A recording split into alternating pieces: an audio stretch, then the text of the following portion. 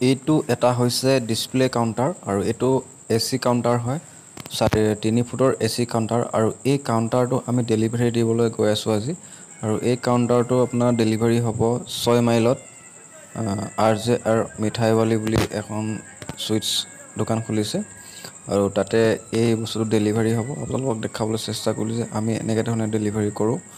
গতিকে কোনোবা যদি এনেকুৱা ধৰণৰ সুইটছ কাউণ্টাৰ বা কেক কাউণ্টাৰ বা অভেন কাউণ্টাৰ যদি কাৰোবাক লাগে তেতিয়াহ'লে আমাৰ ডিছপ্লেত এটা নম্বৰ শ্ব' কৰি আছে সেই নম্বৰটোত আপোনালোকে যোগাযোগ কৰিব পাৰিব আৰু